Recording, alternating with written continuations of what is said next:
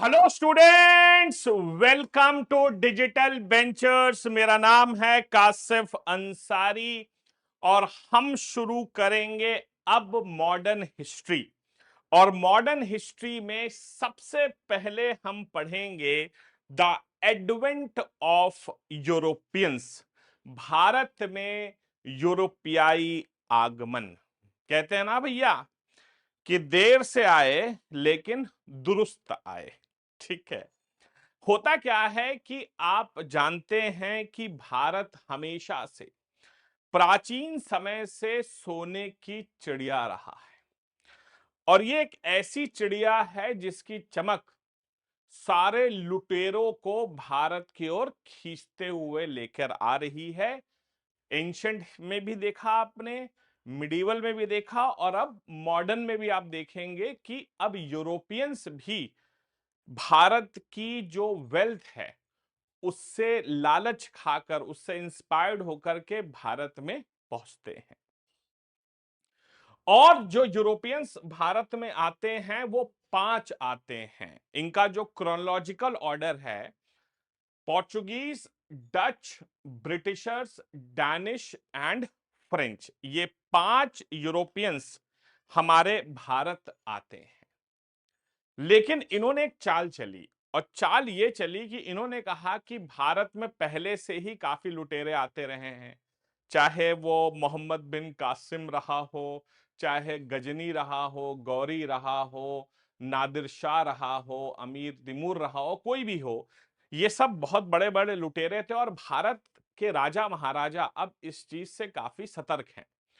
तो ये भी लुटेरे थे, लेकिन ये वो लुटेरे थे जो कि व्यापारियों का भेष में थे। बेटा, लुटेरे ये भी थे, लेकिन ये लुटेरे जो थे वो व्यापारियों के भेष में लुटेरे थे। मतलब ये भारत में आए थे लूटने, लेकिन दिखाया कि नहीं साहब, हम लूटने नहीं आए, हम तो व्यापार करने आए हैं, हम बिजनेस करने आए हैं। ठीक है, बिजनेस करने आए हैं।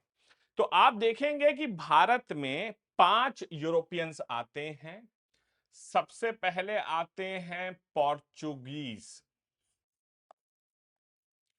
पोर्चुगीज बोले तो पुर्तगाली। फिर आते हैं हमारे डच, डच बोले तो नेदरलैंड्स। फिर आते हैं ब्रिटिश, ब्रिटिश बोले तो इंग्लैंड। डैनिश, डैनिश बोले तो डेनमार्क। और अंत में आते हैं फ्रेंच, फ्रेंच बोले तो फ्रांस। तो पोर्चुगीज, डच, ब्रिटिशर्स, डैनिश और फ्रेंच, ये 5 यूरोपियंस भारत में आए। लेकिन एक बड़ी इंटरेस्टिंग चीज आप देखिएगा कि इन पांचों में से शासन कौन कर पाया। इन पांचों में से शासन सिर्फ अंग्रेज ही कर पाए। ऐसा क्यों था? क्योंकि बच्चों, अंग्रेजों के पास एक ऐसी चीज थी जो बाकी इन सब के पास नहीं थी। और वो चीज थी अंग्रेजों के पास जिसे हम कहते हैं पेशेंस। अंग्रेजों के पास एक चीज थी जिसे कहा जाता है पेशेंस। संयम था उनके पास। बाकियों ने क्या किया, वो आए और भारत पर तुरंत आक्रमण करने की कोशिश करी। अंग्रेजों ने ऐसा नहीं किया। अंग्रेजों ने आकर पहले अपना होमवर्क किया। 1 साल नहीं, 2 साल नहीं, 5 साल नहीं, 50 साल नहीं, 100 100 साल तक उन्होंने चुपचाप पीढ़ियां निकाल दी पेशेंस से। उन्होंने ये समझा कि भारत की परेशानियां क्या हैं, लूप होल्स क्या हैं। तो उन्होंने लूप होल्स पकड़े, उन्होंने लूप होल्स देखे। क्या लूप होल्स देखे उन्होंने? उन्होंने देखा कि भारत में राजा महाराजा बहुत हैं, लेकिन इन राजा महाराजाओं की आपस में बनती नहीं है। उन्होंने देखा कि भारत में बहुत सारे धर्म हैं, इन धर्मों में आपस में नहीं बनती है। उन्होंने देखा भारत जो है वो कास्ट सिस्टम चलता है, upper caste, lower caste, untouchables, उनमें आपस में नहीं बनती है। तो अंग्रेजों ने भारत की कमियों को पढ़ा, समझा, भारत के जो प्राचीन ग्रंथ थे उसको पढ़ा, तब जाकर के अपने शासन की शुरुआत करी। प्लस ओवरऑल एक और बहुत बड़ी चीज थी अंग्रेजों के साथ, वो ये थी, जो ये सब नहीं कर पाए, कि अंग्रेज भारत में रह करके भारत की जो लैंग्वेज थी वो भी सीख गए थे। मतलब वो लोकल लैंग्वेज में कम्युनिकेट करना भी जानते थे, जो कि बहुत जरूरी होता है। कहते हैं ना कि आपको किसी जगह शासन करना है तो आपको लोकल लैंग्वेज में कम्युनिकेट करना बहुत ज्यादा जरूरी है, क्योंकि आप लोकल लैंग्वेज को कम्युनिकेट नहीं कर पाएंगे तो वहां के लोगों तक नहीं पहुंच पाएंगे अंदर। ठीक है, हाँ जी। इसीलिए आप देखिए हमारे देश की जो बड़ी पार्टियां हैं वो साउथ इंडिया में अपना जो है धाक नहीं बना पाती हैं। क्यों नहीं बना पाती हैं? क्योंकि लैंग्वेज बैरियर है। ठीक है, नॉर्थ में तो बड़ी पार्टियां हैं, साउथ में क्यों नहीं बना पाती हैं? क्योंकि लैंग्वेज बैरियर हो जाता है। तो अंग्रेजों ने इस लैंग्वेज बैरियर को भी तोड़ा और उन्होंने भारत की लैंग्वेज को भी सीखा। ठीक है, चलिए अब जरा शुरू करते हैं। तो सबसे पहले आते हैं हमारे पोर्चुगीज, पुर्तगाली। तो भैया पुर्तगालियों ने फैसला किया कि वो भारत आएंगे। पुर्तगालियों ने फैसला किया कि वो भारत आएंगे, बहुत अच्छी बात है, आइए। तो पुर्तगालियों ने यह फैसला किया था कि वो भारत पहुंचेंगे।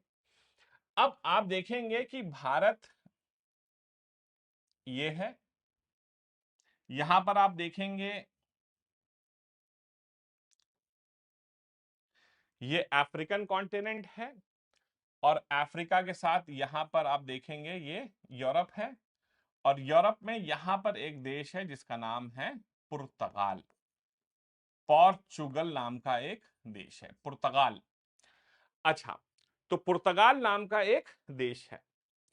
अब होता क्या है कि बेटा उस जमाने में ये बहुत ही फेमस जो सुएज कैनाल है वो तो बना नहीं था, क्योंकि सुएज कैनाल होता तो भैया यहां से अंदर सीधे आ जाते। उस जमाने में एक ही रूट हुआ करता था, और वो रूट था बहुत ही फेमस। ये देखिएगा, ये था बहुत ही फेमस रूट, जिस रूट को बहुत ही famous Cape of Good Hope के नाम से जाना जाता है। यही एक बहुत ही फेमस रूट था जिसे केप ऑफ गुड होप के नाम से जाना जाता था। ये केप टाउन वाला जो रास्ता था, ये जो केप टाउन वाला रास्ता था, यहीं से आते थे लोग। इसे केप ऑफ गुड होप कहते हैं। अब तो बहुत इजी हो गया है, अब तो सीधे यहां से अंदर आ जाते हैं, क्योंकि भैया वो सुएज कैनाल बन गई है। ठीक है, तो केप ऑफ गुड होप वाला ही रास्ता था जहां से लोग अंदर आते थे। ठीक है, ये केप टाउन वाला रास्ता था, केप ऑफ गुड होप कहते थे।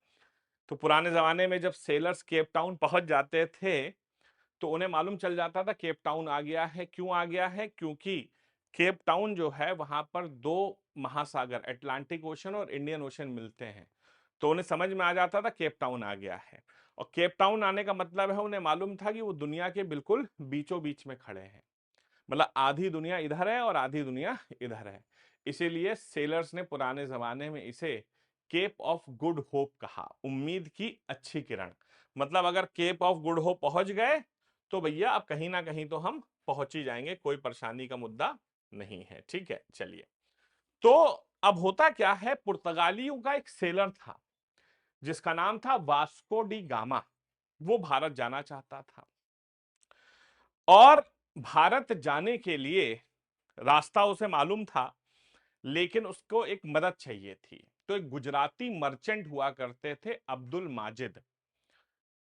अब्दुल माजिद नाम के एक गुजराती मर्चेंट हुआ करते थे, वो उनको रास्ता दिखाते हुए भारत लेकर के पहुंचे थे। ठीक है, लिखिए, the Portuguese came to India.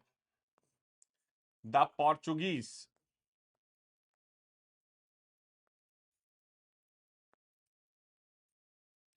The Portuguese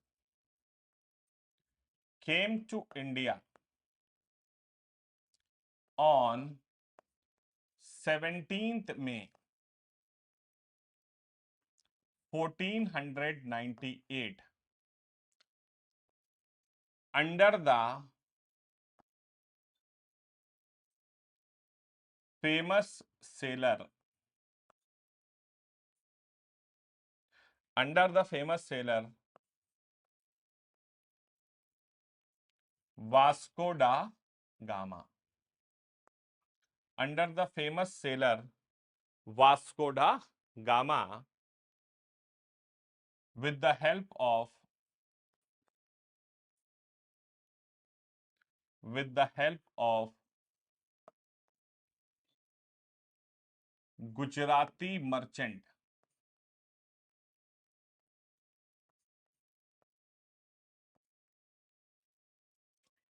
Abdul Majid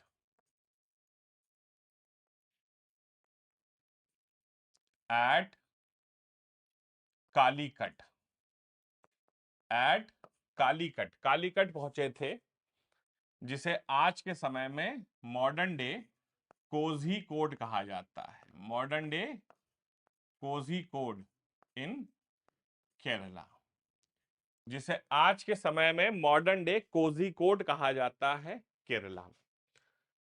तो जो पोर्चुगीज थे came to India on 17 May 1498 under the famous sailor Vasco da Gama with the help of Gujarati merchant Abdul Majid at Calicut, जो कि कोझीकोड इन केरला के नाम से जाना जाता है। ठीक है, कालीकट पहुंचे थे, जिसे कोझीकोड कहा जाता है।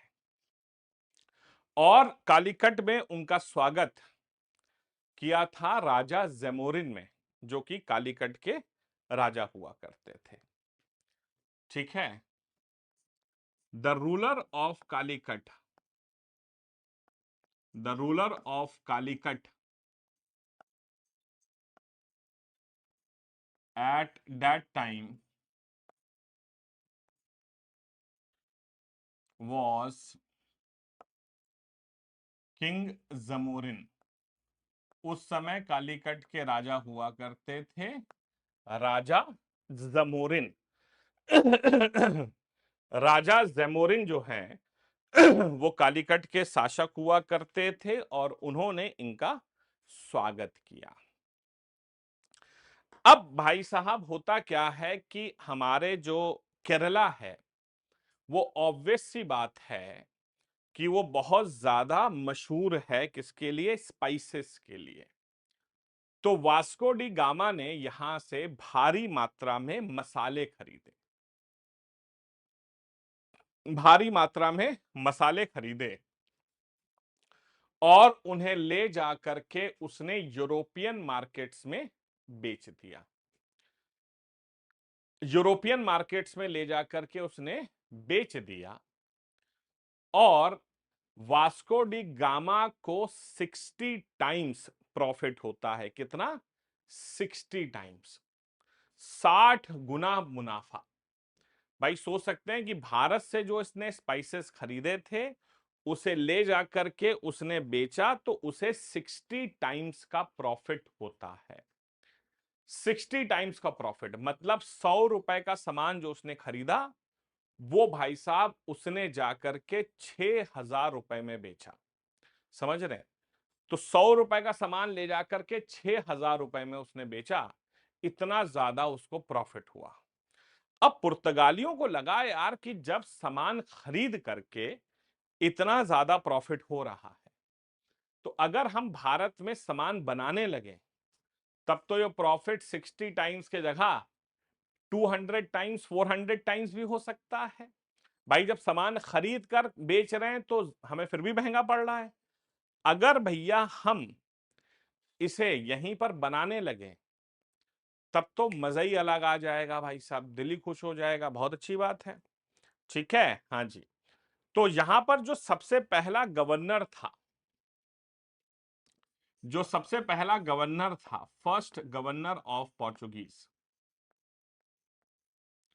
तो पुर्तगालियों के जो सबसे पहले गवर्नर थे उनका नाम था फ्रैंकिस्को, फ्रैंकिस्को दा अल्मेडा। फ्रैंकिस्को दा अल्मेडा जो था वो पुर्तगालियों का सबसे पहला गवर्नर था। तो first governor of the Portuguese was Francisco da Almeida. अब इन्होंने कहा कि चलो भैया फैक्ट्री लगाते हैं। ठीक है, तो फैक्ट्री लगाते हैं। The Portuguese, the Portuguese setup the first factory, setup the first factory, इन्होंने सबसे पहली फैक्ट्री लगाया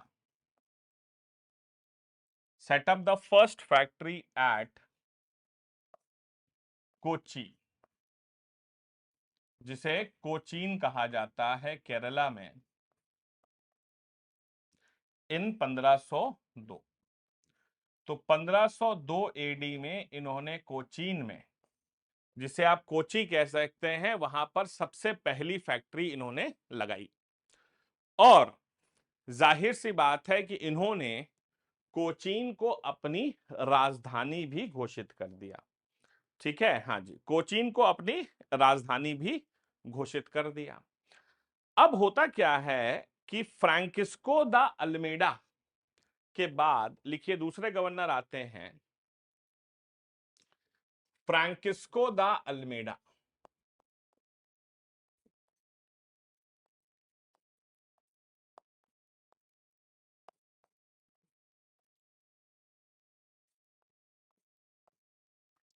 was succeeded by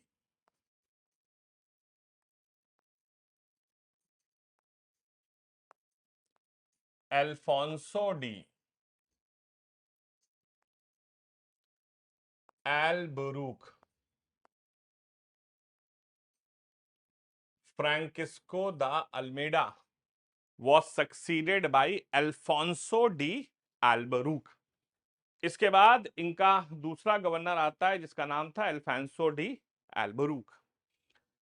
अब जाहिर सी बात है कि इनका जो है क्या होता है भाई साहब, इनको जो है इनके मकसद कुछ और थे। अब इनकी चाहत बढ़ रही थी और अब ये कोचीन से भी आगे बढ़ना चाहते थे। तो इनकी नजर पड़ी बेटा इस पर, ये इनकी नजर पड़ती है किस पर? गोवा पर। अब गोवा पर शासन करना चाहते हैं पुर्तगाली, और गोवा पर शासन था बीजापुर के सुल्तानों का। बीजापुर के सुल्तानों का जो है वो शासन था गोवा में। अब पुर्तगालियों ने क्या किया कि पुर्तगालियों का विजयनगर एम्पायर के साथ काफी अच्छा रिश्ता था, और विजयनगर एम्पायर के राजा कृष्णदेव राया की मदद से पुर्तगालियों ने बीजापुर के सुल्तानों को हराया और गोवा पर कब्जा कर लिया। ठीक है, लिख लीजिए, इन्होंने क्या किया? गोवा पर कब्जा कर लिया। ठीक है, लिखिए, the Portuguese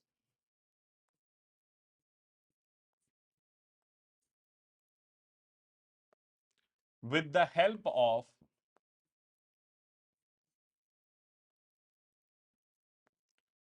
Krishna Dev Raya, with the help of Krishna Dev Raya, ठीक है, the Portuguese with the help of Krishna Dev Raya, ठीक है, जो कि राजा थे, captured captured Goa in 1510 by defeating the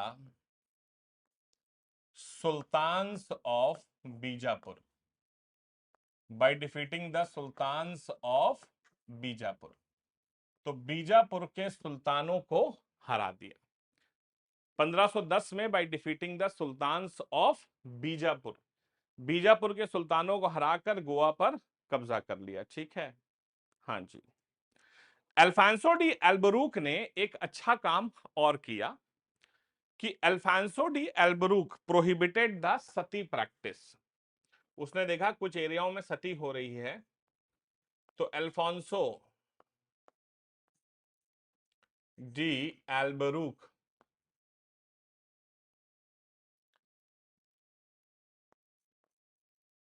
also prohibited the sati practice।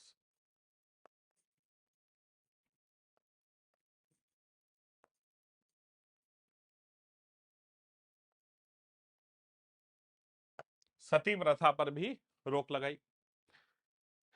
Alphonso de एल्बरूक के बाद तीसरे गवर्नर आते हैं, लिखिए, he was succeeded by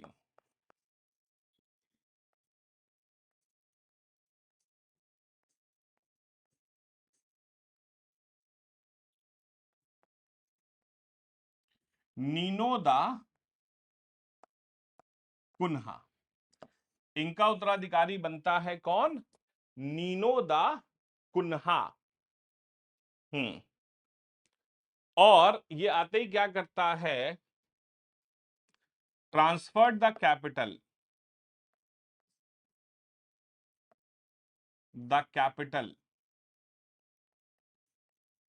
from Cochin to Goa. राजधानी जो है कोचीन से गोवा तक ट्रांसफर करता है 1530 में। 1530 में राजधानी जो है कोचीन से गोवा ट्रांसफर कर देता है। ठीक है, अब इसकी नजर और पड़ती है। अब इसके ऊपर भी इनकी नजर पड़ती है। देख रहे हैं ये वाला जो एरिया है दमन एंड दीव पर, तो ये पूरी वेस्टर्न कोस्ट पर अपना शासन करना चाहते थे। देख रहे हैं ये जो पूरी वेस्टर्न कोस्ट है ना, इस पर ये शासन करना चाहते थे। ठीक है, ही कैप्चर्ड दमन 1539 एंड दीव 1535। इसने दमन एंड दीव पर भी कब्जा कर लिया था। तो आप देख सकते हैं कि गुजरात हो गया, अरे गोवा हो गया, दमन एंड दीव हो गया, और नीचे कोचीन तक इनको शासन मिल रहा था। ठीक है। हम्म।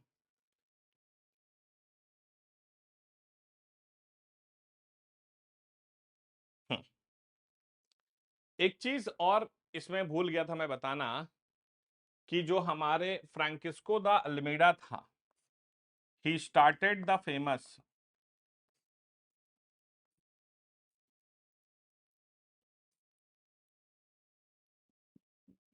Blue water policy. Francisco de Almeida ने जो है बहुत ही फेमस ब्लू वाटर पॉलिसी की शुरुआत की थी। मतलब इनका कहना था कि भैया हम भारत पहुंचे हैं, तो हम मास्टर्स हैं इंडियन ओशन के। ठीक है, तो blue water policy Francisco de Almeida ने शुरू करी थी। ठीक है, तो दमन एंड दीव पर भी कब्जा कर मारा इन्होंने भाई साहब 1539 और 1535 में। पुर्तगालियों को एक बार हार का सामना भी करना पड़ा था। लिखिए, द पोर्चुगीज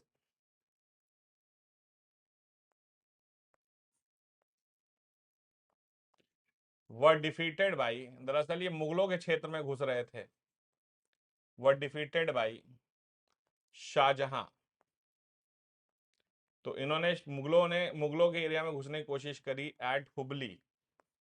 तो शाहजहां ने हुबली में इन्हें हराया 1631 एडी में। तो 1631 में एक बार ये हुबली में शाहजहां से भी हारे थे। ठीक है, तो 1631 में हुबली में शाहजहां से ये हार गए थे। अब होता यह है कि अब आप समझिए कि मुंबई जो था ना, बॉम्बे, वो भी जो है पुर्तगालियों के कंट्रोल में होता था। मुंबई जो है, बॉम्बे, वो भी पुर्तगालियों के कंट्रोल में होता था। अब पुर्तगालियों के जो राजा थे हेनरी जॉन फोर, दरअसल वो उनके कंट्रोल में था। अब जब ब्रिटिशर्स भारत आए, तो जब ब्रिटिशर्स भारत आए तो उन्होंने देखा कि भैया उन्हें तो बॉम्बे में व्यापार करना है, तो अंग्रेज क्या करने लगे? बॉम्बे में व्यापार करने लगे। ठीक है, तो इंग्लैंड के राजा जो थे उनका नाम था किंग चार्ल्स सेकेंड। इंग्लैंड के जो राजा थे उनका नाम था चार्ल्स सेकेंड। ये इंग्लैंड के राजा हुआ करते थे, चार्ल्स चार्ल्स सेकेंड। और पोर्चुगीज किंग हुआ करते थे हेनरी जॉन फोर। तो पुर्तगाल के राजा थे हेनरी जॉन फोर।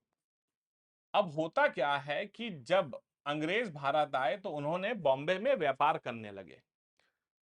तो भैया वो बॉम्बे में व्यापार करने लगे, तो पुर्तगाल के राजा ने, हेनरी जॉन फोर ने, प्रिंस किंग चार्ल्स सेकंड से कहा कि आप बॉम्बे में व्यापार कर रहे हैं, करिए, कोई टेंशन नहीं है, लेकिन आपको अगर बॉम्बे में व्यापार करना है तो आपको हमें टैक्स देना पड़ेगा। और टैक्स कितना होगा? हर साल 10 किलो सोना आपको, हर साल 10 किलो सोना आपको टैक्स के रूप में देना होगा, हेनरी जॉन फोर ने कहा। तो हेनरी जॉन फोर ने कहा कि हर साल 10 किलो सोना भैया टैक्स के रूप में दो। अब इंग्लैंड के राजा चार्ल्स सेकंड ने सोचा यार ये तो बहुत ज्यादा है, तो उन्होंने कहा यार ऐसे कैसे चलेगा। तो हेनरी जॉन फोर की बहन हुआ करती थी जिसका नाम था Catherine Braganza. Catherine Braganza Henry John four की बहन थी जिसका नाम था कैथरीन ब्रेगेंजा। इंग्लैंड के राजा चार्ल्स सेकंड ने हेनरी जॉन फोर की बहन कैथरीन ब्रेगेंजा से शादी कर ली और बदले में पूरा बॉम्बे दहेज में ले लिया। वाह क्या बात है, समझ रहे हैं?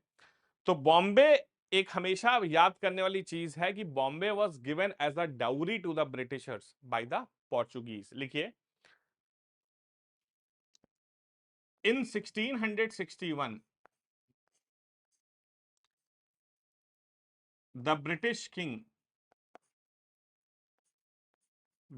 King Charles second was married to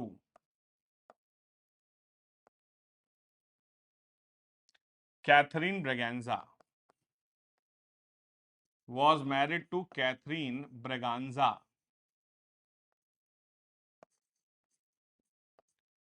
sister of Henry John four. Henry John four की बहन, sister of Henry John four, and took Bombay as dowry, और बॉम्बे को जो है भैया डाउरी के रूप में उन्होंने ले लिया। देख लो बेटा, तो बंबई जो है पूरा डाउरी मिल गया। अभी यहाँ के लोग जो है बेटा, एक फॉर्च्यूनर मिल जाती है, एक फ्लैट मिल जाता है, ऐसे चौड़े को घूमते हैं। अब भैया पूरा पूरा बॉम्बे दहेज में दिया गया था, समझ रहे हो? पूरा पूरा बॉम्बे दहेज में दिया गया था। छोटी बात मत करिएगा, ठीक है? लिखिए आगे। आगे अब पुर्तगाली धीरे धीरे कमजोर पड़ रहे थे। Portuguese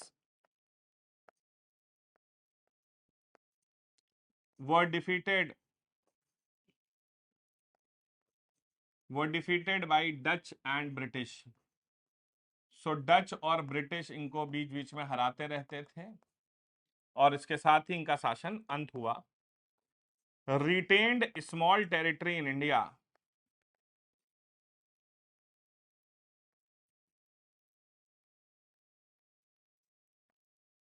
retained small territory in India till 1961। तो 1961 तक छोटी सी टेरिटरी भारत में इनकी हुआ करती थी, वही गोवा दमन एंड दीव वाली जो साइट थी ना, हाँ जी। तो 1961 तक इन्होंने छोटी टेरिटरी तक सीमित रह गए थे, बाकी सब इनको चला गया था इनका, ठीक है? नेक्स्ट, तो ये आते हैं भैया, पुर्तगाली तो गए, पुर्तगाली तो गए, नेक्स्ट आते हैं डच। क्या बात है, डच जो कहते हैं नेदरलैंड्स, हाँ जी, एम्स्टरडम सुना है ना, हाँ जी। डच पीपल दुनिया के सबसे लंबे लोग, कहते हैं दुनिया के सबसे लंबे लोग डच पीपल होते हैं। एवरेज हाइट इन नेदरलैंड से 6 फीट 2 इंचेस। तो डचेस ने सेकंड नंबर पे आए डच, और डच आए 1602 में। अब बहुत सारे लोग मुझे तुरंत यहां पकड़ लेते हैं कि sir British east India company की शुरुआत तो 1600 में हुई थी और डच की शुरुआत 1602 में हुई थी, तो पहले डच क्यों?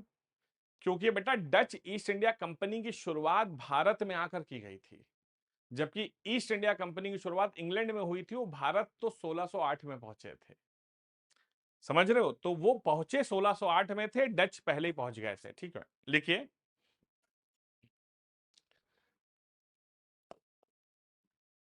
The Dutch east India company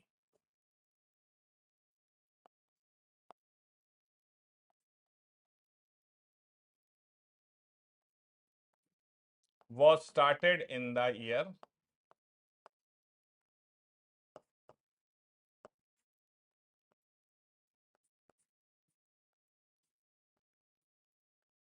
1602 में डच ईस्ट इंडिया कंपनी की शुरुआत हुई। ठीक है। अब डच जो थे बेटा ये फक्कड़ थे।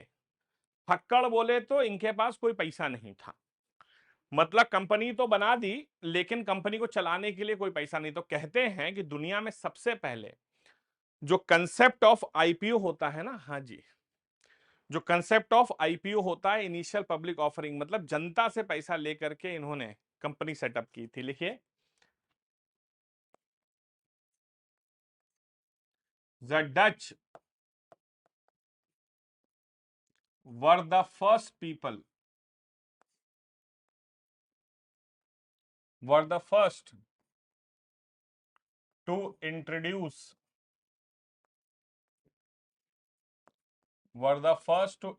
The concept of IPO. तो आईपीओ का कंसेप्ट लाने वाले फर्स्ट थे to introduce the concept of IPO, initial public offering. तो शेयर मार्केट वाला जो कंसेप्ट होता है ना, सबसे पहले डच ही लेकर आए थे। ठीक है, हाँ जी। अब इन्होंने देखा कि भैया वेस्टर्न साइड में सारा कंट्रोल पोर्चुगीज का है, तो इन्होंने देखा कि भैया वेस्ट में तो जाने का कोई फायदा नहीं है क्योंकि इधर तो पुर्तगाली हैं। तो इन्होंने कहा भैया हम एक काम करते हैं, हम ईस्ट की तरफ चलते हैं।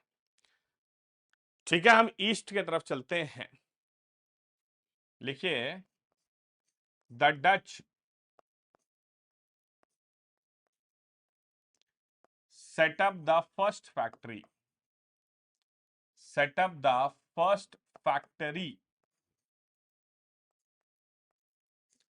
at मसूलीपट्टनम।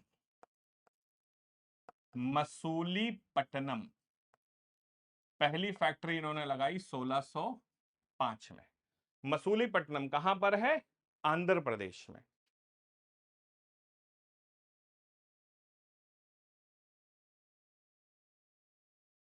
ठीक है, 1605 में इन्होंने लगा दी मसूलीपट्टनम में। इसके अलावा इन दूसरी फैक्ट्रीज भी लगाई,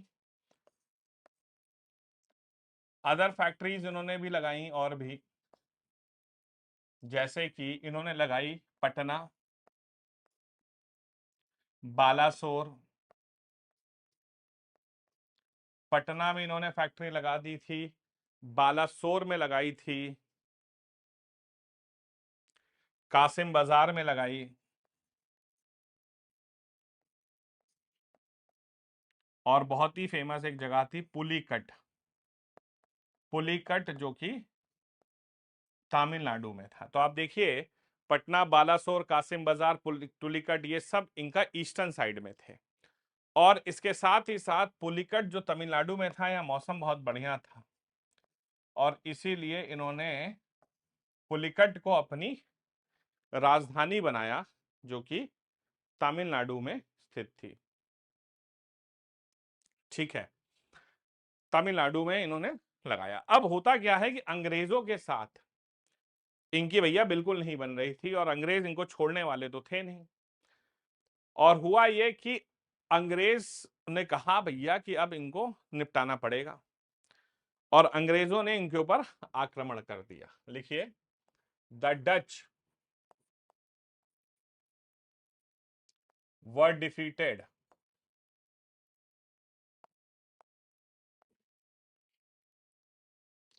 by the Britishers. The Dutch were defeated by the Britishers in 1759 at Battle of बेडारा कह लीजिए, बैटल ऑफ चिंसूरा कह लीजिए, बैटल ऑफ हुगली कह लीजिए, एक ही चीज है। बैटल ऑफ बेडारा, चिंसूरा, हुगली सब एक ही चीज है। तो 1759 में डचेस को हरा दिया।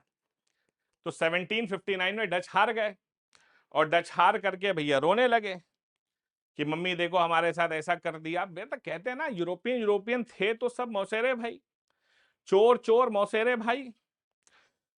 तो हैं तो यूरोपियंस ही ना बेटा, डच भी। तो अंग्रेजों ने कहा ठीक है भैया, एक काम करो, एक समझौता करते हैं कि भारत और श्रीलंका हम देखेंगे, मलेशिया और इंडोनेशिया तुम देखो। तो डचेस को कहा कि तुम जाओ और मलेशिया इंडोनेशिया देखो, भारत छोड़ो। लेकिन ठीक है,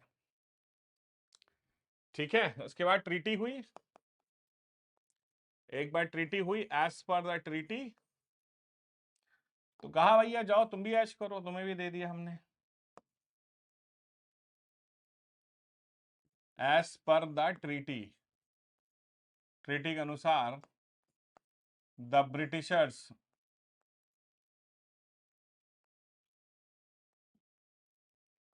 controlled India and Sri Lanka, whereas the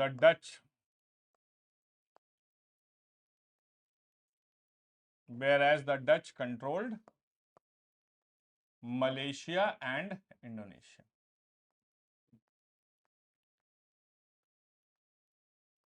जबकि डचेस को मलेशिया और इंडोनेशिया मिल गया।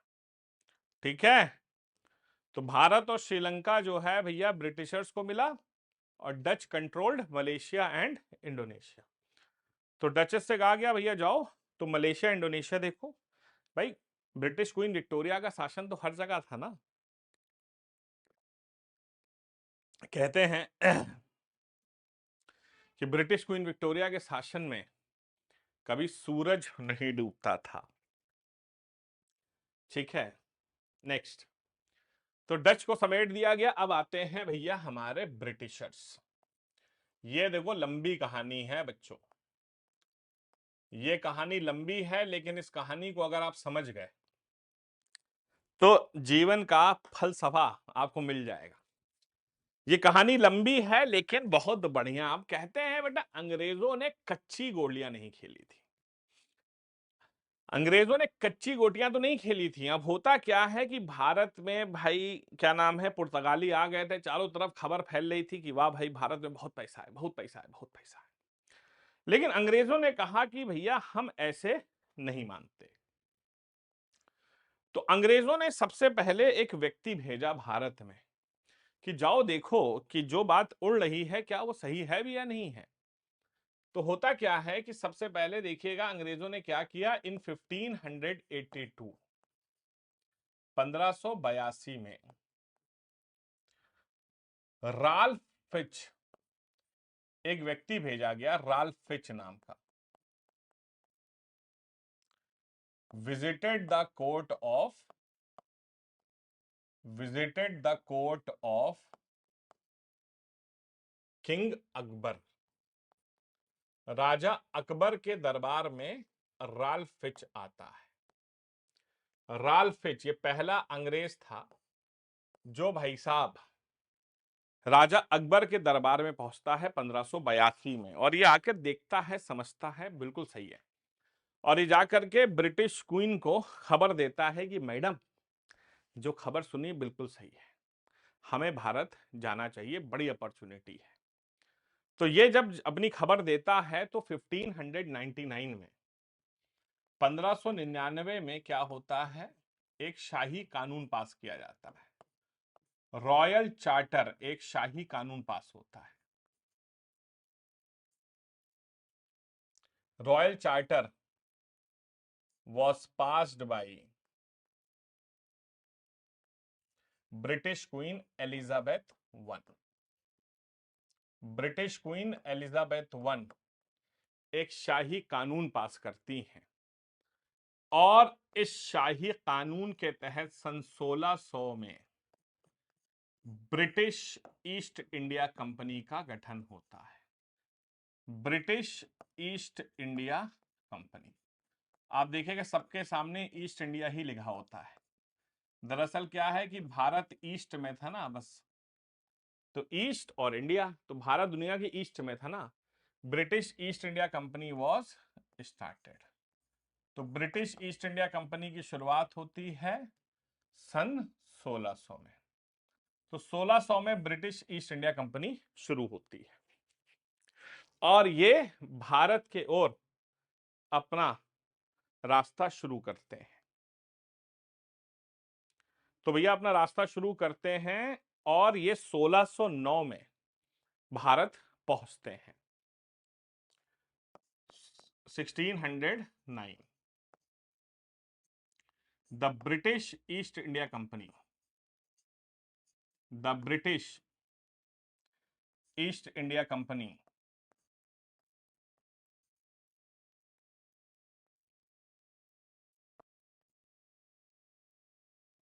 Reached India, reached India in a ship called Hector, Hector नाम की एक शिप में पहुंचे, which was captained by, which was captained by William Hawkins, जिसके कप्तान विलियम हॉकिंस हुआ करते थे, and reached Surat, and reached Surat पहुंचे। विलियम हॉकिंस हुआ करते थे उसके कप्तान, और वो सूरत पहुंचे गुजरात में। आज तक केबीसी के इतिहास में सिर्फ एक ही व्यक्ति है, सचिन नरूला और सार्थक नरूला, दो भाई थे जिन्होंने केबीसी के इतिहास में 7 करोड़ रुपए जीते हैं। उसमें से सार्थक नरूला मेरे स्टूडेंट ही रहे हैं, कभी आपको उनके साथ अपनी फोटो भी दिखाएंगे, हमारे साथ ऑफलाइन में पढ़े थे। और सार्थक नरूला ही एक व्यक्ति हैं जो 7 करोड़ रुपए जीते हैं, और 7 करोड़ का जो क्वेश्चन था वो यही था जो हमने उन्हें क्लास में भी बहुत बार पढ़ाया था, कि अंग्रेज जो भारत में आए थे, शिप से आए थे, उस शिप के कप्तान का नाम क्या था? उस शिप के कप्तान का नाम था आपके विलियम हॉकिंस। तो विलियम हॉकिंस जो हैं वो 1609 में भारत पहुंचे, और ये तुरंत इन्हें जहांगीर के दरबार में पहुंचाया गया कि उस समय राजा जहांगीर थे। तो होता क्या है कि 1609 से 1611 ये तुरंत आगरा पहुंचे, और उसके बाद जहांगीर के दरबार में पेश किया गया। वहां पर 2 साल रहे, stayed in the court of Jahangir, stayed in the court of Jahangir, Jahangir के दरबार में ये 2 साल पड़े रहे, stayed in the court of Jahangir 1609 से 1611। और इन्होंने जहांगीर से कहा कि साहब आप हमें परमिशन लगान, आप हमें जो है फैक्ट्री लगाने की परमिशन दीजिए। जहांगीर ने कहा यार कि पहले भी साला ये पुर्तगाली आ चुके हैं, डच आ चुके हैं, बड़ा नौटंकी करते हैं। और जहांगीर ने कहा सॉरी, हम आपको फैक्ट्री लगाने की परमिशन नहीं दे सकते। 2 साल तक ये जहांगीर के कोर्ट में रहे, लेकिन जहांगीर को कन्विंस नहीं कर पाए। फिर होता क्या है कि 1612 में एक और कप्तान भारत पहुंचते हैं, जिनका नाम था कैप्टन मिडिल्टन। कैप्टन मिडिल्टन नाम के एक व्यक्ति थे, और ये जो है जहांगीर के लिए बहुत सारे गिफ्ट लेके आए थे। जहांगीर अय्याश आदमी थे ही भाई साहब, आहा क्या बात है सलीम। तो जहांगीर के लिए बहुत सारे गिफ्ट लेकर के आए थे, अपने साथ एक शाही पालकी लेकर आए थे, बोतल वोतल लेके आए थे। जहांगीर भाई तो शौकीन थे ही भाई साहब। और इन्होंने फिर परमिशन मांगी तो जहांगीर मान गए कि जाओ ऐश करो, लगा लो, जाओ ऐश करो और फैक्ट्री लगा लो। कैप्टन मिडिल्टन ने परमिशन दे दी। अब अंग्रेज जो हैं बेटा वो बड़े इंटेलिजेंट थे, उन्होंने भारत में फैक्ट्री ना वेस्ट ना ईस्ट, उन्होंने तीनों साइड से भारत को घेरने की कोशिश करी। समझ रहे हो? हाँ जी। तो अंग्रेजों ने कहा कि भैया एक काम करो, भारत को हम 3 साइड से घेरेंगे, वेस्ट से भी घेरेंगे, साउथ से भी घेरेंगे और ईस्ट से भी घेरेंगे। आप देखेंगे नॉर्थ की कोई बात नहीं हो रही है। बेटा उस जमाने में मोड ऑफ ट्रांसपोर्ट के नाम पर सिर्फ शिप्स होते थे, पानी होता था। तो जो चीज समुद्र के करीब थी बस वही इंपॉर्टेंट थी। नॉर्थ तो पानी से बहुत दूर था, इसीलिए उस जमाने में नॉर्थ की कोई वैल्यू भी नहीं थी। तो इन्होंने कहा कि भैया हम तो तीन तरफ फैक्ट्री लगाएंगे। तो अंग्रेजों ने क्या किया, सबसे पहले ये देखिए यहां पर सबसे पहले उन्होंने फैक्ट्री लगाई वेस्ट इंडिया में 1613 में। तो 1613 में उन्होंने सबसे पहले फैक्ट्री लगाई वेस्ट इंडिया में, पश्चिम भारत में। और ये फैक्ट्री उन्होंने लगाई भैया कहां पर, सूरत में। सूरत मतलब गुजरात, ठीक, वेस्ट इंडिया में। फिर देखिए 1633 में, 1631 में उन्होंने फैक्ट्री लगाई साउथ इंडिया में।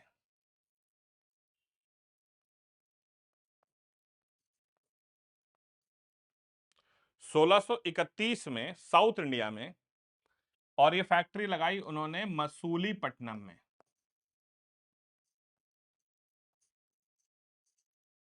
आंध्र प्रदेश। और ये देखिए 1633 में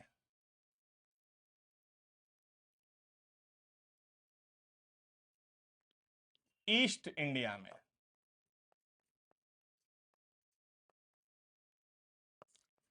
Hariharpur district Balasore in Orissa.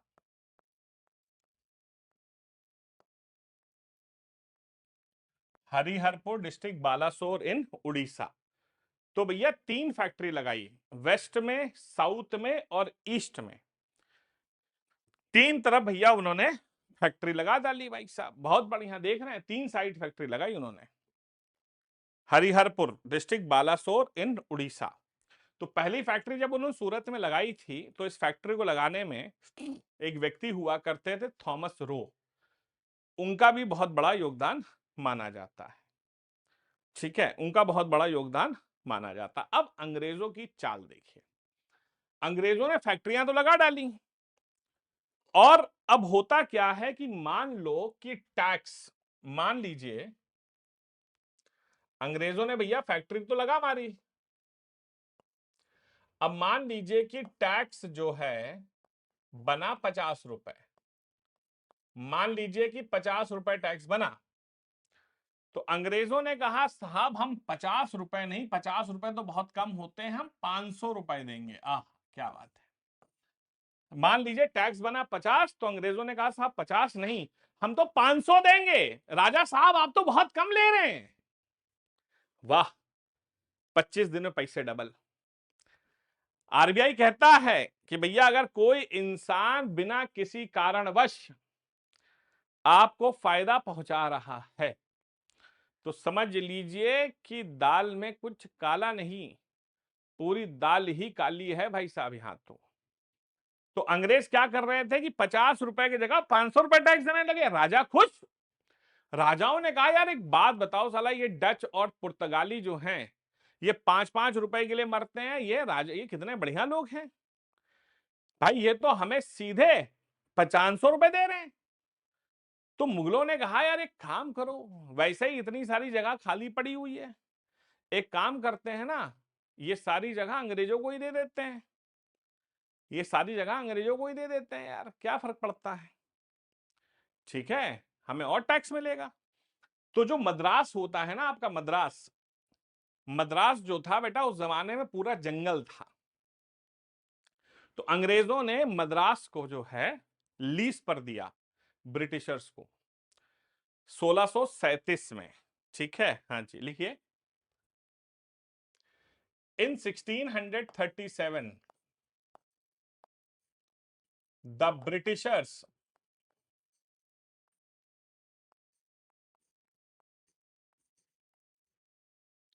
Got Madras on lease, Madras को किराए पर दिया गया फॉर 100 years, मद्रास को किराए पर दिया गया 100 सालों के लीज पर। और हुआ क्या कि अंग्रेजों ने क्या किया कि मद्रास में उन्होंने भाई साहब कोई फैक्ट्री नहीं लगाई, मद्रास में उन्होंने किला बनवा दिया। क्या किया उन्होंने? मद्रास में उन्होंने भाई साहब कोई फैक्ट्री नहीं लगाई, मद्रास में उन्होंने किला बनाया जिसका नाम था Fort Saint George. Fort Saint George नाम का एक किला बनवा डाला उन्होंने 1639 में। जब राजाओं ने पूछा कि भैया किला क्यों बनवा रहे हो, तो अंग्रेजों ने कहा साहब ये किला थोड़ी ना है, साहब ये किला नहीं है, ये तो हमारा वेयर हाउस है, जो इतना सारा सामान हम प्रोड्यूस करते हैं कहां रखें साहब, ये तो गोदाम है। अब राजाओं ने भैया कोई चेकिंग तो की नहीं, उस जमाने में सीबीआई और एंटी करप्शन ब्यूरो नाम की चीज थी नहीं, और भरोसा पहले ही जीत चुके थे। लेकिन बेटा ये वेयर हाउस नहीं था, ये अंग्रेज किला बना रहे थे। और किला क्यों बना रहे थे? ताकि युद्ध लड़ा जा सके। अंग्रेज क्या करते थे, जो ब्रिटेन से शिप्स आते थे वो अपने साथ साथ दो तो चार चार करके बंदूकें हथियार लाना शुरू कर चुके थे। और अंग्रेज जो है वो यहां पर क्या कर रहे थे, वो भैया यहां पर पूरी तैयारी कर रहे थे, किसकी? युद्ध लड़ने की तैयारी शुरू कर रहे थे। दो दो चार चार करके यहां बंदूकें पहुंच रही थी। तो राजाओं ने कहा अच्छा वेयर हाउस है, कोई बात नहीं कोई बात नहीं कोई बात नहीं, सॉरी। अंग्रेजों ने बनाया इसे headquarter for south India, south India का हेडक्वार्टर बनाया। ठीक है, हाँ जी। अब बंबई 1667 में, आप जानते हैं 1661 में अंग्रेजों को मिल गया था दहेज में, 1661 में अंग्रेजों को दहेज में बॉम्बे मिल गया था। तो अंग्रेजों ने क्या किया कि बॉम्बे में भी किला बनवा दिया, fort eight Bombay, fort Bombay के नाम से बनवाया उन्होंने, फोर्ट बॉम्बे, जो इनका बन गया हेडक्वार्टर फॉर वेस्ट इंडिया। तो वेस्ट इंडिया का हेडक्वार्टर बना फोर्ट बॉम्बे। तो साउथ इंडिया का हेडक्वार्टर था फोर्ट सेंट जॉर्ज मद्रास में, और वेस्ट इंडिया का हेडक्वार्टर था फोर्ट बॉम्बे जो कि बॉम्बे में था। अब देखिए अंग्रेजों को भाई सब कुछ ठीक था, लेकिन अंग्रेजों को हमेशा से मोहब्बत थी इसकी, ये देखिए अंग्रेजों को मोहब्बत थी इस क्षेत्र से, इस क्षेत्र का नाम था बेटा बंगाल। क्या बात है, अंग्रेजों को मोहब्बत थी यहां से, ये था बंगाल। अच्छा बंगाल से अंग्रेजों को क्यों मोहब्बत थी? बंगाल में तीन ऐसी चीजें हो सकती थीं जो अंग्रेजों के लिए बहुत वैल्यूएबल थी। पहला, ये तीन ऐसी चीजें थी भैया जो कि इंटरनेशनल मार्केट में तबाही मचा रही थी। पहली थी टी, टी बेटा चाय इंटरनेशनल मार्केट की बहुत प्रीमियम प्रोडक्ट। दूसरा, बंगाल में हो सकता था बेटा ओपियम, जिसे हम कहते हैं अफीम। अंग्रेज जो है ना बेटा वो पूरी दुनिया के बच्चों को, नौजवानों को अफीम चटाते थे ताकि दुनिया के सारे लोग नशाखोर हो जाएं, उनसे लड़ने वाला कोई ना बचे। और तीसरी चीज जो बंगाल में हो सकती थी वो था इंडिगो, जिसे हम कहते हैं, जिसे हम कहते हैं क्या, इसे हम कहते हैं बेटा नील। तो तीसरी चीज थी इंडिगो। अब बंगाल में इन तीनों चीजें, दुनिया में असल में क्या होता है ना, कलरफुल कपड़ों की शुरुआत हो गई थी, और दुनिया में कलरफुल कपड़ों की शुरुआत हो चुकी थी, और इंडिगो जो है कलर को, कपड़ों कलर करने काम आ सकता था। लेकिन अंग्रेज बंगाल जाएं तो जाएं कैसे? बंगाल पे शासन जो है मुगलों का था, मुगल का राजा था औरंगजेब, जिससे लड़ना अंग्रेजों की बस की नहीं थी। अंग्रेजों की बस की नहीं थी कि औरंगजेब से लड़ सकें वो। लेकिन कहते हैं कि कई बार किस्मत खुद साथ दे देती है।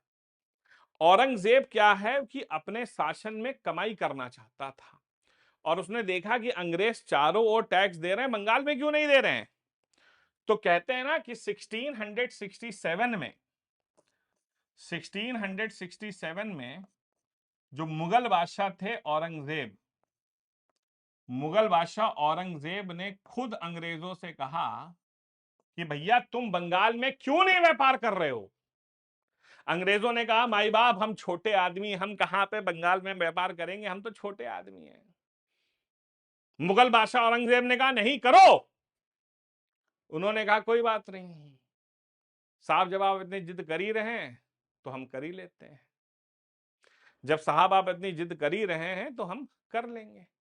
तो कहते हैं ना कि बकरे की मां बकरे को लेकर खुद कसाई की दुकान पे पहुंच गई। भाई साहब, बकरे की मां बकरे को लेकर खुद कसाई की दुकान पे पहुंचती है।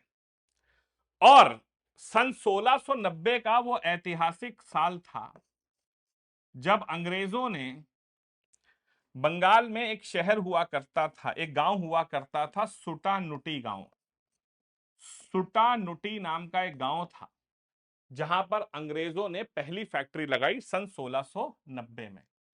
तो 1690 में सुटानुटी गांव में पहली फैक्ट्री लगाई और अंग्रेजों के एक अधिकारी होते थे जैब चारनॉक, उनकी मदद से यह फैक्ट्री लगाई गई 1690 में सुटानुटी गांव में। अब सुटानुटी जो गांव था, इस गांव के बगल में दो गांव और हुआ करते थे। इस गांव के बगल में दो गांव और हुआ करते थे, एक का नाम था गोविंदपुर और एक गांव का नाम था कालीकाता।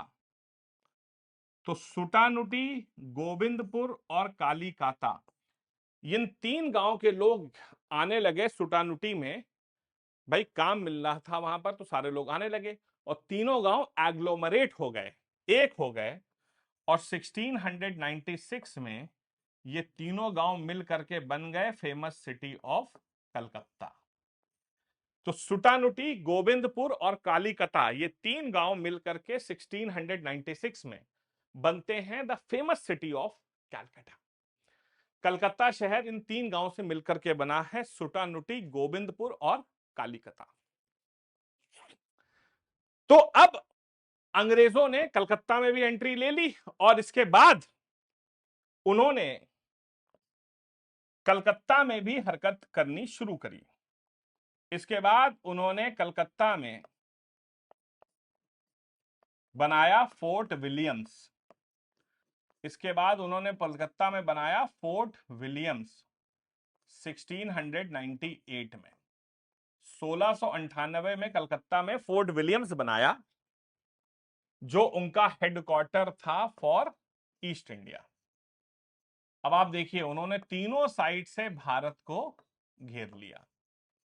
अब तीनों साइड से भारत को घेर लिया उन्होंने, साउथ से, वेस्ट से, ईस्ट से। और इसके बाद अंग्रेजों ने कहा कि अब इंतजार करो, let the Mughal king Aurangzeb die, मरने दो, कितने दिन और जिएगा, बुढ़ा हो चुका है, मरने दो। जहां हमने 80 साल वेट किया है, 2, 4, 5 साल, 10 साल और सही, इसे कहते हैं देखिए पेशेंस। अंग्रेजों ने कहा जहां इतना समय, वहां 2 साल और सही, 10 साल और सही। और अंग्रेजों की दिल की मुकाम पूरी हुई। 1707 एडी में मुगल बादशाह औरंगजेब ऊपर वाले को प्यारे हो गए, औरंगजेब मर गए।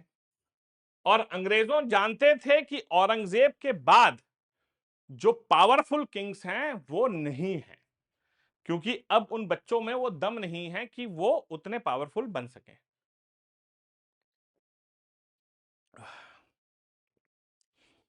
तो औरंगजेब के मरने के बाद, औरंगजेब के मरने के बाद होता यह है कि हमारे जो अंग्रेज थे, उन्होंने भाई साहब मुगलों को टैक्स देना बंद कर दिया। और मुगलों ने जब टैक्स मांगा तो अंग्रेजों ने बड़े अदब से कहा कि राजा जी अब हम आपको टैक्स नहीं दे पाएगा, राजा जी अब हम आपको टैक्स नहीं दे पाएगा, ठीक है। तो बड़ी इज्जत से कहा कि राजा जी, योर हाइनेस, हम अब आपको टैक्स नहीं देगा। तो राजाओं ने कहा टैक्स नहीं दोगे तो हम तुम्हारे ऊपर आक्रमण कर देंगे। अंग्रेजों ने कहा जी साहब बिल्कुल सही है, एक काम करिए, पहले एक बार चल के हमारे साथ फोर्ट विलियम्स में, फोर्ट बॉम्बे में, फोर्ट सेंट जॉर्ज में हमारी तैयारी तो देख लीजिए। जब भाई साहब राजा साहब गए तो राजा साहब के तोते उड़ गए। राजा साहब ने देखा वहां तो हथियारों का जखीरा लगा हुआ है। राजा साहब ने कहा कि तुमने हमारे पीठ पे छुरा भोंका। अंग्रेजों ने कहा साहब क्या कर सकते हैं, ये तो विधि का विधान है, ये तो साहब विधि का विधान है। लेकिन अंग्रेजों ने कहा कि अब बताइए करना क्या है। अंग्रेजों ने राजाओं को दो ऑप्शन दे दिए भाई। पहला कि भैया आप ना नुकुर करिए, हम आपके ऊपर आक्रमण करेंगे, आपको हराएंगे और फिर आप हमसे रहम की उम्मीद नहीं रखिए। दूसरा तरीका यह है कि साहब जैसा हम कहें वैसा आप करिए, हम वादा करते हैं आप राजा बने रहेंगे प्लस आपको इज्जत भी मिलेगी। हमारे राजा महाराजाओं ने भाई साहब बिना लड़े, बिना विरोध किए अंग्रेजों के सामने हाथ खड़े कर दिए कि साहब हम सरेंडर करते हैं। अंग्रेज हर काम जो है ना बेटा लीगल कराते थे, वो बदमाशी कुछ नहीं करते थे, हर काम लीगलाइज्ड तरीके से कराते थे। और फाइनली 1717 में मुगल बादशाह हुआ करते थे फर्रुख सियार। 1717 में मुगल बादशाह हुआ करते थे फर्रुख सियार। फर्रुख सियार gave the permission gave the permission to the Britishers gave the permission to the Britishers to do the tax free trade in India, to do the tax free trade in India। तो उन्होंने permission दी कि भैया भारत में अब आप tax free trade करने की आजादी आपको हम देते हैं। तो टैक्स फ्री ट्रेड करने की परमिशन अंग्रेजों को मिली 1717 में। तो आप देखिए पेशेंस का लेवल देख रहे हो बेटा, पेशेंस का लेवल देखो। अंग्रेज जो हैं वो 1609 में आए थे, ठीक है, हाँ जी 1609 में आए थे और 1717 में उन्हें टैक्स फ्री ट्रेड करने की परमिशन मिलती है। मतलब आप समझ रहे हैं 108 साल लग गए उन्हें, 108 साल लग गए भैया उन्हें, समझ रहे हो 108 साल। इतना लंबा पेशेंस किसके पास होता है बेटा, 108 घंटे लोग पेशेंस नहीं रख पाते हैं, उन्होंने तो 108 साल लगा। अब मुगलों की कमाई बंद, क्योंकि भैया अंग्रेजों ने टैक्स देना बंद कर दिया। अब अंग्रेज जब टैक्स देना बंद कर दिए तो मुगलों को साथ बड़ी परेशानी ये थी कि इतने बड़े साम्राज्य को चलाएं कैसे। भाई इतने सारे बड़े बड़े अधिकारी हैं, इतने बड़े बड़े जागीरदार हैं, उनको सैलरियां भी तो देनी है। मुगलों का सिस्टम चलता था और जब इन्होंने सैलरी देना बंद कर दिया तो बड़े बड़े जागीरदारों ने कहा हम तुम्हारे साथ काम क्यों करेंगे यार। बड़े बड़े जागीरदारों ने कहा हम तुम्हारे साथ काम क्यों करेंगे, जब तुम्हें सैलरी नहीं दे रहे हो हमें, तो भैया हम तुम्हारे साथ काम नहीं करेंगे। और यहीं से क्या होता है कि भारत में मुगल एम्पायर का डिसइंटीग्रेशन शुरू होता है। शुरुआत कैसे होती है, एक बड़े जागीरदार हुआ करते थे जिनका नाम था चिन क्लिच खान। चिन क्लिच खान, जिन्हें हम निजामुल मुल्क भी कहते हैं, निजामुल मुल्क भी कहते हैं। सबसे पहले इन्होंने विद्रोह किया और इन्होंने क्या किया कि हैदराबाद लेकर के मुगलों से अलग हो गए। हैदराबाद जो था वो मुगलों से अलग कर दिया इन्होंने। मुर्शीद कुली खान, मुर्शीद कुली खान ये भाई साहब बंगाल लेकर अलग निकल गए। और सद्दत खान, सद्दत खान ये भैया हमारा अवध मतलब लखनऊ लेके निकल गए। तो ये देखिए, बड़े जो लोग थे वो मुगलों से टूटना शुरू हो चुके थे। और एक कहावत तो आपने सुनी होगी, united we stand and divided we fall. United we stand and divided we fall. बस एकता में ही अनेकता है। जब ये टूटने लगे तो अब अंग्रेजों को अपनी राह साफ दिख रही थी। क्या? अंग्रेजों को अपनी राह बिल्कुल साफ दिख रही थी, और राह थी बंगाल। भाई साहब, क्या बात है! अंग्रेजों को बंगाल बिल्कुल साफ दिख रहा था कि भैया हमारी मंजिल हमारे सामने है। अब बंगाल में अलीवर्दी खान की मौत के बाद नवाब बनते हैं नवाब सिराजुद्दौला। नवाब सिराजुद्दौला, ये भाई साहब नवाब बन जाते हैं बंगाल के। बंगाल के नवाब बनते हैं नवाब सिराजुद्दौला। और नवाब सिराजुद्दौला अंग्रेजों को वार्न करते हैं कि तुम जो है ये फोर्ट विलियम्स को छोड़ दो कलकत्ता में, वरना सही नहीं होगा। अंग्रेजों ने नवाब सिराजुद्दौला की बात को अनदेखा कर दिया। अरे चिल्लाने दो नवाब को यार, क्या फर्क पड़ता है। तो नवाब साहब जो हैं अपनी सेना लेकर के घुस गए फोर्ट विलियम्स के अंदर, और अंग्रेजों के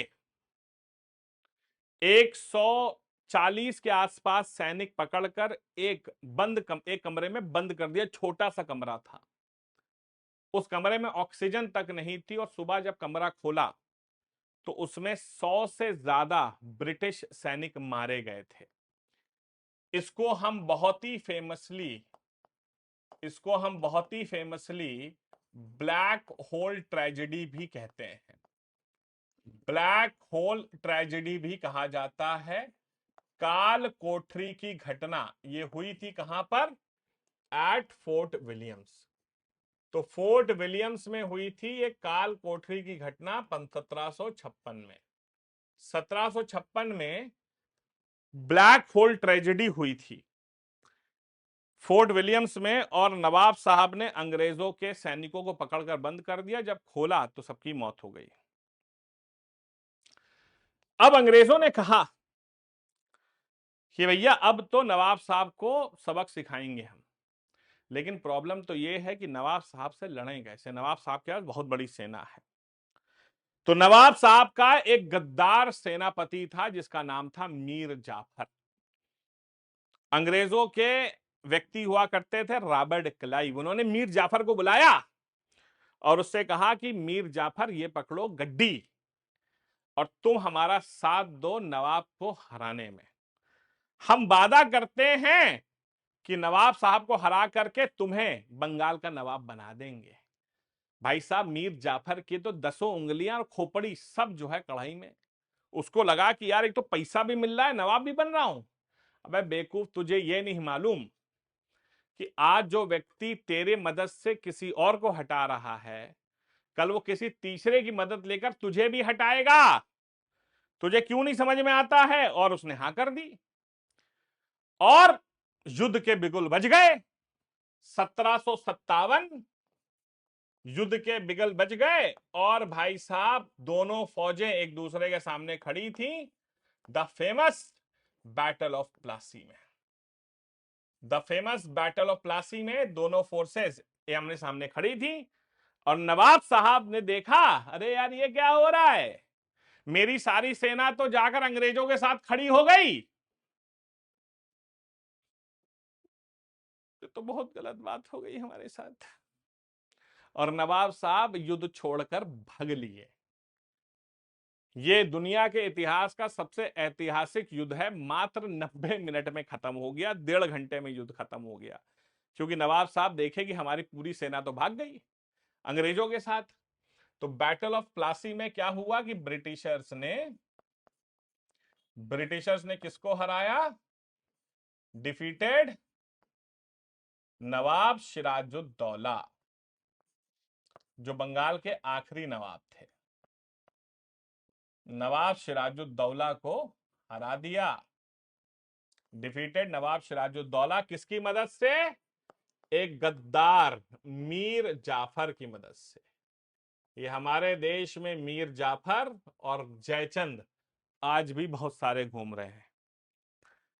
ठीक है, तो नवाब सिराजुद्दौला को हराया गया और उसके बाद अंग्रेजों ने हमारे जो नवाब मीर जाफर साहब को नवाब बना दिया। अब मुगलों के बादशाह हुआ करते थे शाह आलम टू। मुगलों के बादशाह हुआ करते थे शाह आलम सेकंड। उन्होंने कहा, देखा, मना किया था ना तुम लोगों से कि अलग मत हो, अलग होने का नुकसान देख लिया। तो शाह आलम टू जो है मुगल बादशाह हुआ करते थे। इन्होंने कहा कि अभी भी मौका है, अंग्रेजों को खदेड़ देते हैं, वरना बेटा पूरा जीवन गुलाम रहोगे, पूरा जीवन गुलाम रहोगे। तो उनकी बात लोगों को समझ में आई। तो मुगल बादशाह शाह आलम टू का साथ दिया बंगाल के मीर कासिम ने। बंगाल के मीर कासिम ने और शुजा उद्दौला, सिराजुद्दौला नहीं, शुजा उद्दौला फ्रॉम अवध। अब इन तीनों की ज्वाइंट फोर्सेस ने, इन तीनों की ज्वाइंट फोर्सेस ने, इन दोनों की ज्वाइंट, तीनों की ज्वाइंट फोर्सेस ने अंग्रेजों के ऊपर आक्रमण किया और अंग्रेजों ने इनको बुरी तरह से बैटल ऑफ बक्सर में हराया। क्या बात है, 1764 में। हेक्टर मुनरो हुआ करते थे।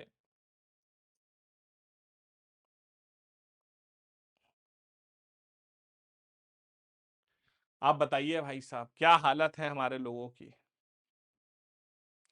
क्या हाल है हमारे लोगों की कि हम एक trading company, east India company जैसी ट्रेडिंग कंपनी से हार रहे थे। व्यापार करने आई थी वो कंपनी। अब अंग्रेजों ने कहा कि भैया बैटल ऑफ प्लासी के बाद, अब देखो किसी भी तेज क्षेत्र में जो है, कहते हैं ना, किसी भी क्षेत्र में अब होता क्या है कि इसको हराने के बाद भी अंग्रेजों ने कहा हम अभी भी आपके साथ समझौता करेंगे, कोई बात नहीं। 1765 में अब होता क्या है समझिएगा कि बैटल ऑफ प्लासी को जीतने के बाद अंग्रेजों ने बंगाल का एडमिनिस्ट्रेशन अपने हाथ में ले लिया था। बंगाल का एडमिनिस्ट्रेशन अपने हाथ में ले लिया था और बैटल ऑफ बक्सर के बाद अंग्रेजों ने दीवानी राइट्स बोले तो बंगाल का फाइनेंशियल कंट्रोल भी अपने हाथ में ले लिया था। तो बंगाल का फाइनेंशियल कंट्रोल भी अपने हाथ में लिया था। किसी भी क्षेत्र में तीन चीजें होती हैं, पहला होता है एडमिनिस्ट्रेशन,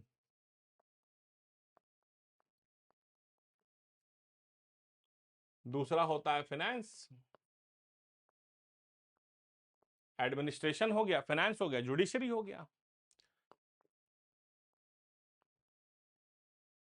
तो अंग्रेजों ने कहा कि एडमिनिस्ट्रेशन भैया बैटल ऑफ प्लासी के बाद, फाइनेंस बैटल ऑफ बक्सर के बाद, और जुडिशरी जो थी वो अंग्रेजों ने राजाओं से कहा अभी तुम खुद ही देखो।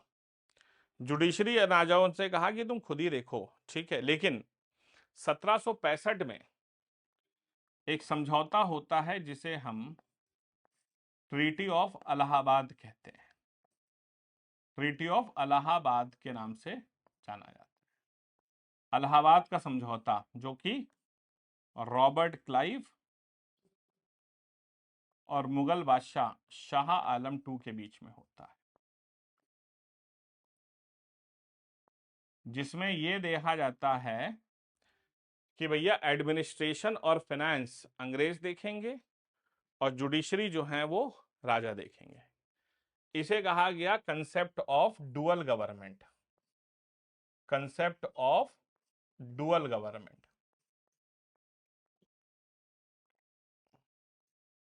या डायरकी इन बंगाल। इसे कंसेप्ट ऑफ डुअल गवर्नमेंट या डायरकी के नाम से जाना जाता है। बंगाल में 1765 में आई, मतलब आधा शासन अंग्रेज और आधा शासन राजा।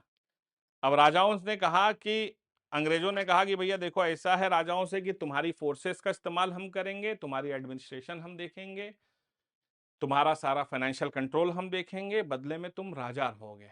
तो अंग्रेजों ने कहा, राजाओं ने कहा भाई पैसा, तो अंग्रेजों ने कहा टेंशन ना लो भैया, तुम्हारी अय्याशी का पूरा ध्यान दिया जाएगा, टेंशन ना लो, तुम्हारी अय्याशी का पूरा ध्यान दिया जाएगा।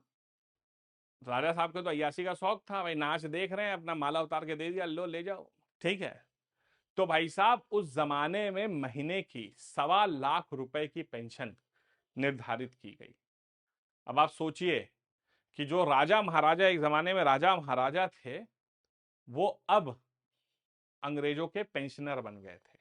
सिर्फ टाइटल के राजा थे, बाकी पेंशनर्स थे। तो आप देखिए अंग्रेज 1609 में आए और 1765 वो साल है जब उन्होंने फाइनली बंगाल पे शासन करके अपने शासन की शुरुआत की। ये हो गया Britishers. I hope it is clear to all of you. जल्दी मजा आया कि नहीं आया, सबको समझ में आ गया होगा, मुझे उम्मीद है। ये ब्रिटिशर्स हो गया, ठीक है। बस अब तो बहुत आसान है। ब्रिटिशर्स के बाद आते हैं डैनिश। ये तो वैसे ही परेशान थे भैया, डेनमार्क से आए थे, नॉर्दर्न यूरोप से, बहुत ठंडे देश से आए थे। ये तो वैसे ही बहुत ठंडे देश से आए थे भैया, ठीक है। डैनिश ईस्ट इंडिया कंपनी, ये तो भारत में सर्दियों से ही गर्मियों से ही परेशान थे। Danish East India Company was started in 1616। 1616 AD में इसकी शुरुआत हुई थी, ठीक है। 1616 में जो है इनकी शुरुआत हुई थी। हम्म। सेटअप द फैक्ट्रीज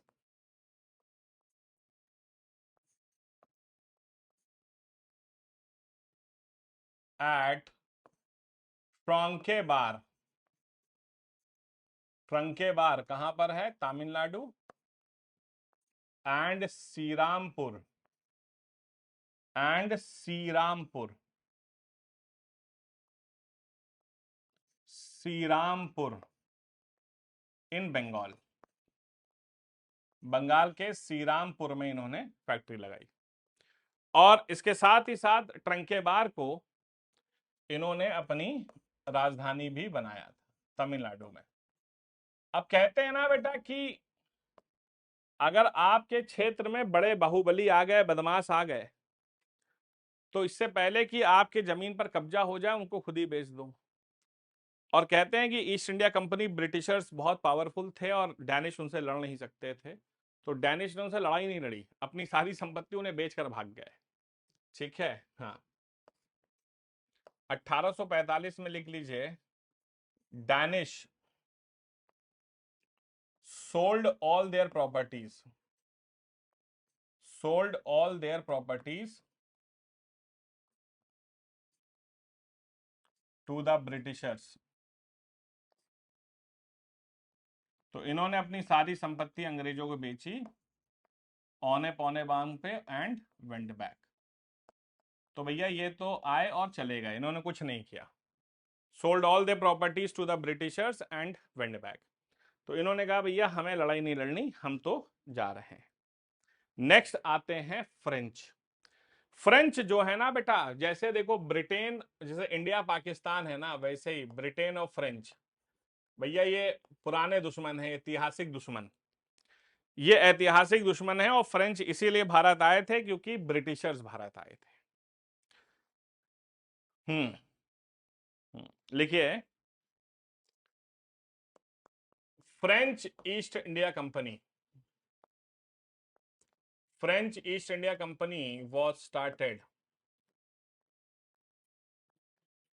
इन 1616, 1664 में, बाई कोलबर्ट। कोलबर्ट नाम का एक मंत्री था, who was the minister,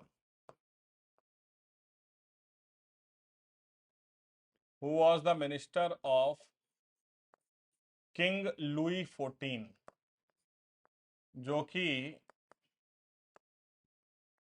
king Louis 14 का एक मंत्री हुआ करता था, ठीक है। किंग लुई 14 हुआ करते तो उनका मंत्री हुआ करता था। हम्म। अब इन्होंने वही फैक्ट्री स्टार्ट की जहां पे अंग्रेजों ने की थी। दे सेटअप द फैक्ट्री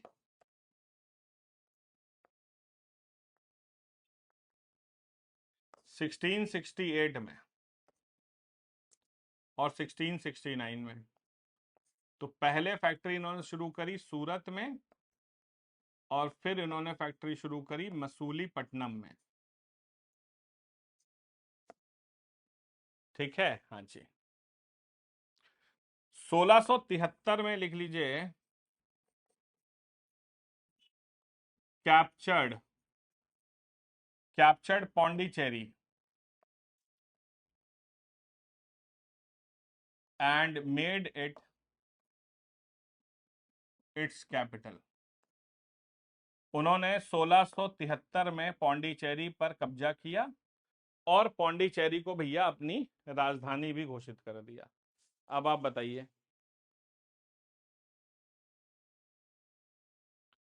तो अब भाई साहब क्या हो रहा था ना कि ये जो हैं अंग्रेजों के साथ थोड़ा सा तू तू मैं चल रही थी, प्लस साउथ इंडिया में ये थोड़ा ज्यादा हंगामा करने की कोशिश कर रहे थे और साउथ इंडिया में टीपू सुल्तान वगैरह का साथ दे रहे थे। तो भाई साहब अब जो है इनके बीच में 3 युद्ध हुए ब्रिटिश और इनके बीच में, जिन्हें कार्नेटिक वॉर कहा गया। First Anglo Carnatic war.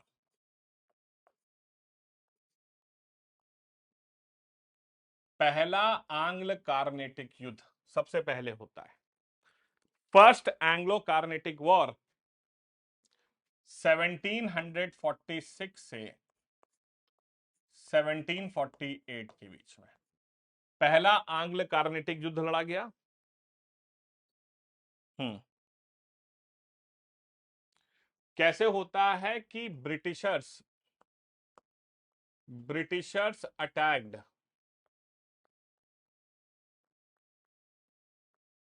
French ships. Britishers ने फ्रेंच शिप्स पर आक्रमण किया एट मद्रास। मद्रास में फ्रेंच शिप्स पर आक्रमण कर दिया ब्रिटिशर्स ने। ठीक है। हम्म।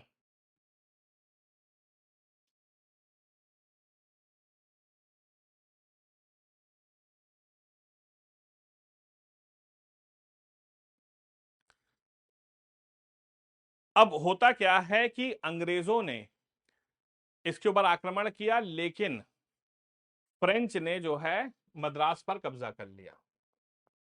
French captured Madras. और इनका एक व्यक्ति था जिसका नाम था ड्यूप्लिक्स। उसने मना कर दिया कि भैया हम तो नहीं लौटाएंगे। जो कर्नाटक के नवाब थे अनवारुद्दीन, उन्होंने कोशिश करी इंटरवीन करने की, लेकिन उनको भी फ्रेंच ने हरा दिया। अनवर उद्दीन अनवर उद्दीन नाम के ये एक व्यक्ति थे, कार्नेटिक के नवाब थे। इन्हें जो है बैटल ऑफ सेंट थोम में हराया गया। बैटल ऑफ सेंट थोम में हराया गया। हम्म। ठीक है, बैटल ऑफ सेंट थोम में हराया गया, लेकिन बाद में अंग्रेज इनके ऊपर भारी पड़ने लगे। ठीक है। और एक समझौता होता है जिसे हम treaty of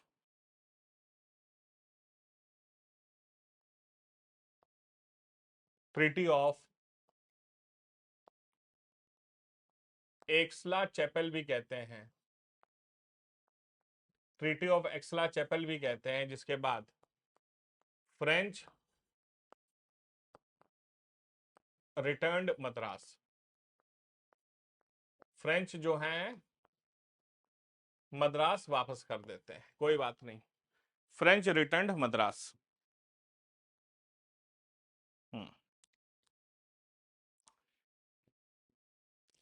next, second Anglo Carnatic 1749 से 1754। कारण क्या था? हम्म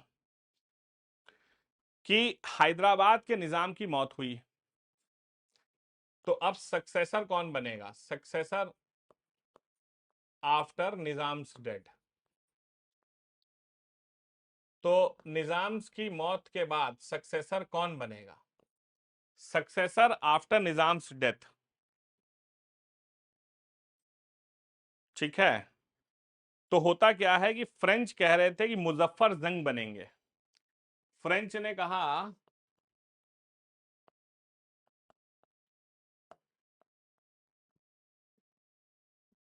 हर इंसान अपनों को चाहता था, फ्रेंच ने कहा मुजफ्फर जंग बनेंगे और चंदा साहिब मुजफ्फर जंग बनेंगे हैदराबाद में, और चंदा साहिब कार्नेटिक में। जबकि अंग्रेजों ने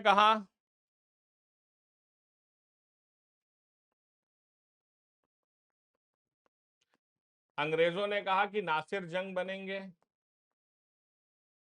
नासिर जंग बनेंगे हैदराबाद में, और मोहम्मद अली बनेंगे कार्नेटिक में। तो भैया इस पे हो गई बहस।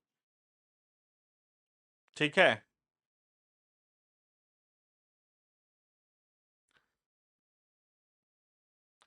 और फाइनली जो है मोहम्मद अली जो है वो बन गए कार्नेटिक के नवाब। तो ब्रिटिशर्स पावरफुल थे। ठीक है। 1754 में ट्रीटी साइंड, ट्रीटी फिर साइन हुई और फिर सन्नाटा हो गया। तो मोहम्मद अली जो है वो नवाब बन गए भैया कार्नेटिक के, और ट्रीटी साइंड हो गई, फिर शांति हो गई। लेकिन कहते हैं ना बेटा कि भसड़ तो थी। नेक्स्ट आता है थर्ड एंग्लो कार्नेटिक।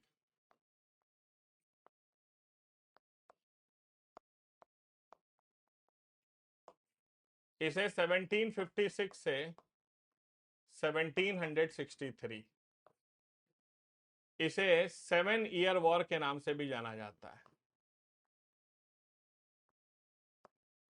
क्योंकि ये 7 साल चला था। इसे 7 ईयर वॉर भी कहते हैं। ठीक है।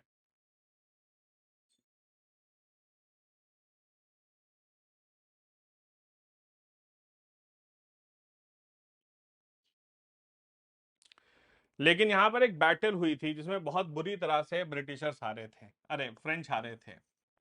उस बैटल का नाम था battle of Vendée wash. Battle of Vendée wash हुई थी 1761 में, जहां पर फ्रेंच को बहुत बुरी हार हुई थी और फ्रेंच की कमर तोड़ दी थी अंग्रेजों ने यहां पर। ठीक है, battle of Wandiwash, Wandiwash, जिसे बैटल ऑफ वंडवाशी भी कहते हैं। ठीक है, हाँ जी। और फ्रेंच डिफीटेड और पौंडीचेरी कैप्चर्ड, पौंडीचेरी पर कब्जा कर लिया। लेकिन वही है ना बेटा, चोर चोर मौसेरे भाई। हम्म ठीक है, चोर चोर मौसेरे भाई, क्योंकि यूरोपियन है तो ट्रीटी ऑफ पेरिस। कहा भैया क्यों लड़ाई लड़ रहे हो? ट्रीटी ऑफ पेरिस हुई 1763 में, लेकिन पौंडीचेरी उन्हें रिटर्न कर दिया गया।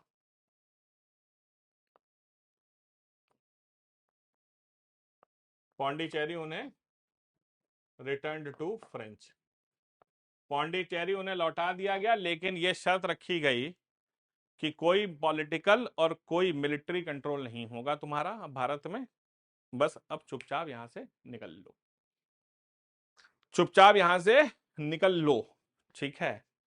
तो अब आप देखिएगा सारे के सारे आए, लेकिन अंत में Britishers became the Paramount power in India. तो ये हो गया हमारा advent of Europeans. Topic is over. Thank you so much. सभी का बहुत बहुत शुक्रिया आने के लिए। मिलते हैं अगली क्लास में। Till then do take care of yourselves. जय हिंद, जय भारत, वंदे मातरम।